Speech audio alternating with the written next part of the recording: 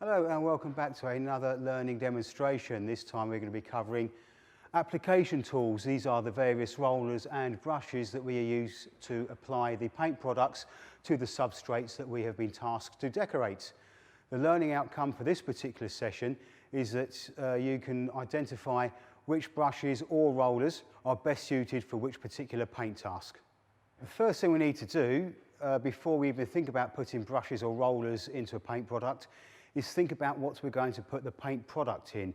It is generally not a good idea to use the paint out of its original container. That could lead to a spillage, and if you've got a 5 litre or 10 litre tin on the go, that's an awful lot of paint across the floor. So we decant it. Now if we're using rollers, for example, 9-inch rollers, we would generally use a roller tray.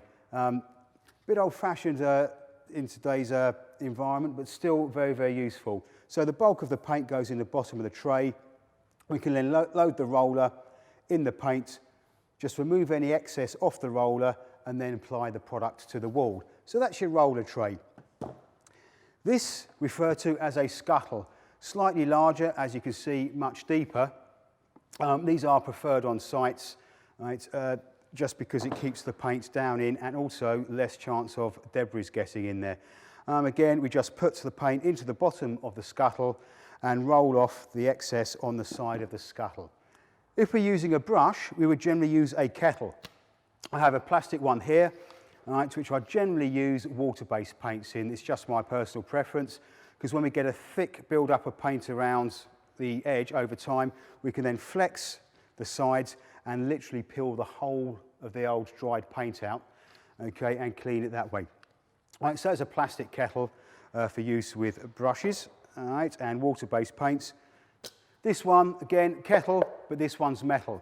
I tend to use my oil-based paints in metals. Again, that's a personal preference. You can use either, all right. These are just a bit harder to clean out, all right, but they do last a lot longer. They are very robust. So you have your paint kettles, plastic and metal for brush work, and then your roller scuttle and roller tray for roller work. Okay, so now we've identified what we're going to put the paint in, whether it be a tray, a scuttle, or a kettle. We now need to think about the appropriate tools that go with the container. So with the tray, the smaller tray here, we have a 9-inch single arm roller, all right?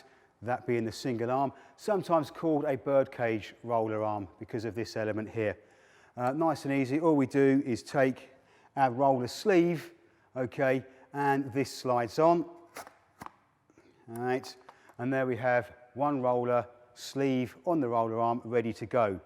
Paint goes into the deep part of the tray, as previously mentioned. We load the roller head, take off any extras, okay, and then we can apply the product to the wall, either using it as it is here, handheld, or we can put an extension pole on. And extension poles go from anything from 2 foot out to 4 foot, or 6 foot to 12 foot, okay? Again, task specific. So that is your single arm roller and a 9-inch roller sleeve. Now, larger rollers generally come double arm, all right? The reason it's double armed is when we're applying pressure to put the paint on the wall, the single arm can actually flex, all right, leaving a hard edge on one side, all right? But with the equal pressure being applied by the double roller arm, we do reduce that risk, okay, of a hard line where the edge of the roller has been. So that's a double roller arm, and this one happens to be a 12-inch woven pile. All right, and as I've said, these go 18 inches and 15 inch as well. All right, so that's a double arm roller there. Also, we have a mini roller. Fantastic piece of kit if we're doing smaller areas, maybe touching in if we're trying to do that on the wall. All right, and similar sort of thing, but obviously see with the extended arm, we can get behind radiators, okay, and hard to get to areas. So these are just our mini roller arms, all right, extended one there and a standard. And again, that's a 12-inch woven pile. This is a 4-inch woven pile. And again, you're good to go. All right, you just have a mini roller tray. All right. So that's that. And again, touch-ups behind radiators, window reveals, right, anywhere where you can't get the bigger roller, ideal piece of kit. Now then, we have, as I've said, the woven pile, okay, in various sizes. Right. We also have other types of roller head, again, for different jobs. So you can use those for normally walls, ceilings, internal work like this. And what we have here, foam rollers. Right. Lots of guys on site will roll their doors with these, right, and it's a fantastic way of getting the paint on the door nice and quick before laying off with a brush.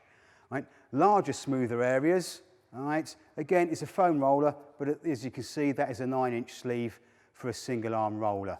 Right. So again, they would be for very smooth surfaces, right, foam rollers.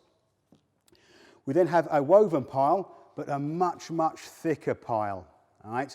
Again, if we're doing smaller areas, right, that have a heavy texture, perhaps an Artex ceiling, right, or in Artex alcoves, that could be the ideal piece of kit because the longer pile gets in the heavy texture.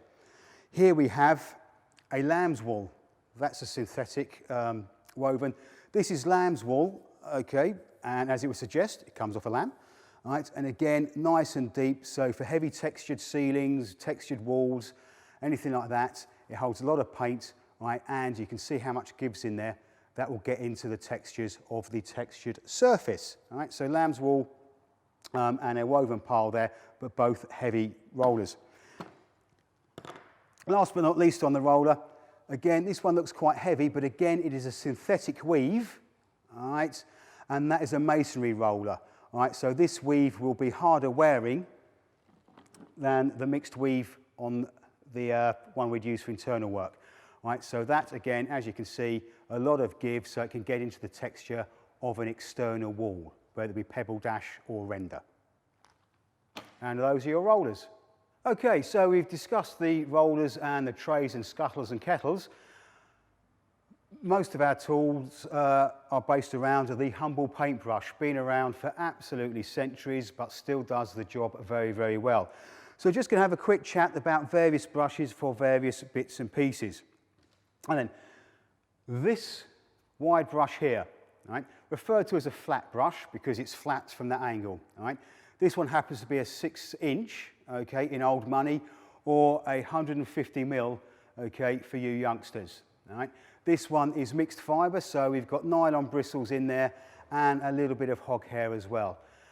This is very good for larger wall areas. Some clients might specify a brush finish instead of a roller finish.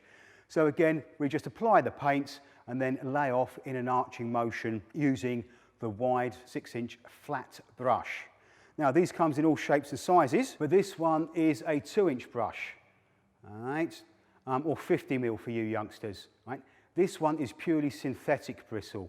Right? The synthetic bristles have the light brown with the white tip. Right? Absolutely brilliant for water-based paints. Right? They just allow the paint to flow out a bit easier because the bristles are smoother. Right?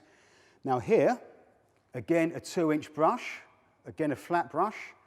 This one, however, is traditional hog hair. All right? A pure bristle brush. And the hog hair, like our own hair, has tiny little notches on it, okay, so that holds oil-based paints better, and when you apply pressure to the brush against the surface, it holds the paint in the brush before releasing it when you put more pressure on the brush.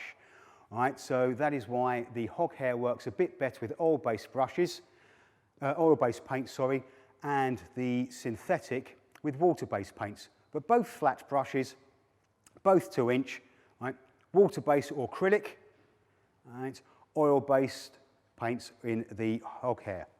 Right, again, a type of flat brush.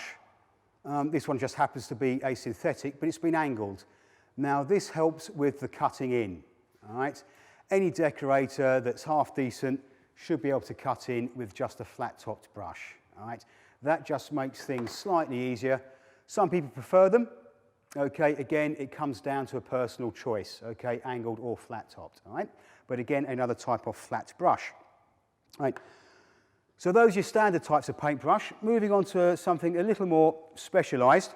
So now we have a fitch, and another fitch. three types of fitch here. All right, all for slightly different jobs. This is a flat fitch, as you can see from the sideways view there. All right. This we can use for smaller cutting in jobs, putting stripes down things, more slightly artistic work. Okay, so that is your flat fitch. The next one is a round fitch, same size, but as you can see, this is round, and again used for a similar sort of job. Again, a bit personal preference coming into here as to what tool you would use. And last but by no means least, this one is a flat lining fitch, angled at the top here, very good, as the name would suggest, for lines. Okay, so that is your flat lining fitch, your flat fitch, and a round fitch. Last two, all right, this is almost a flat brush, but as you can see, there's a slight oval shape to it. These are very, very good for varnishes and stains. They just allow, because of the shape, the products to flow out a bit better than a flat brush. All right, so that is just an oval brush. Again, you can use the others for the varnishing. That just allows things, like I say, to flow out a bit better. And the last one is our sash brush. If you are familiar with the old style sash windows, these were designed for the various angles and bits and pieces on the sash windows, and they do work very well for that particular task. Again, you could use a smaller flat brush, but again, this is round with a pointed end, works very well. Okay, so your sash brush for sash windows mainly. All right, and that concludes our brushes.